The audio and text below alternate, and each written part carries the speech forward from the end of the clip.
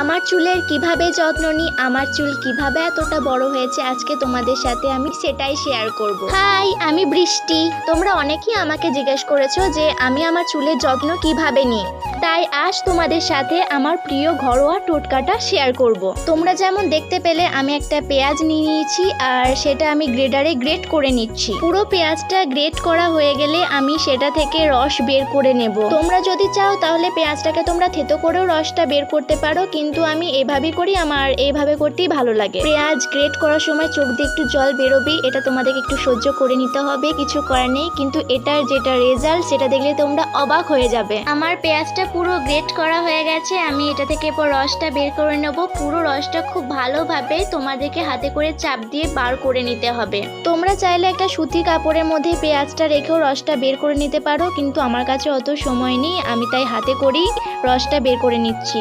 আমার পেঁয়াজের রস বের করা হয়ে গেছে, আমি এর মধ্যে এরপর নারকেল তেল মিশিয়ে নেব। নারকেল তেল আমি মাথার মধ্যে মাঝে মধ্যে দিই, আর আমি রসের মধ্যেও নারকেল তেল মিশিয়ে দিই। আমার রেমেডিটা তৈরি করা হয়ে গেছে, এরপর আমি এটা আমার চুলের স্ক্যাল্পে ভালোভাবে দেব। পুরো চুলে না, শুধুমাত্র তোমরা তোমাদের গোড়ার মধ্যেই দেবে, দেখবে যেন প্রত্যেকটা গোড়ার মধ্যে এই রসটা ভালোভাবে যায়। আমি একটা তুলোর সাহায্যে আমার চুলের প্রত্যেকটা গোড়ায় এই রসটা খুব ভালোভাবে দিয়ে নিচ্ছি।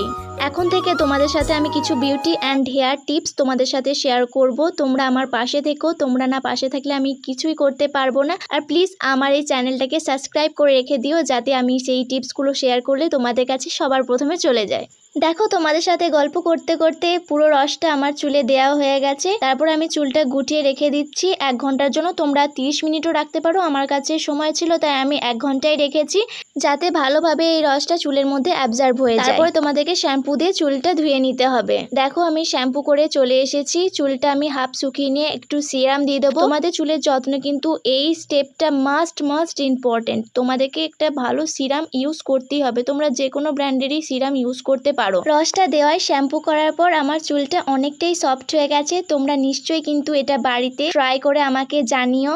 এই রেমেডিটা ইউজ করে তোমাদের শুধু চুল লম্বাই হবে না, তোমাদের চুল পড়াও বন্ধ হয়ে যাবে। যারা তোমরা চুল পড়ার সমস্যায় ভুগছো তারা কিন্তু এই রেমেডিটা ঘরেতে মাস্ট ট্রাই করো, তাহলে তোমরা কিন্তু ফল পাবে, নিশ্চয়ই পাবে। আর তারপর নিশ্চয়ই আমাকে জানাতে ভুলো না। আর এরকম ঘরোয়া টিপস পেতে আমার চ্যানেলটাকে নিশ্চয়ই সাবস্ক্রাইব করে রেখো। বাই, দেখা হচ্ছে পরের ভিডিওতে।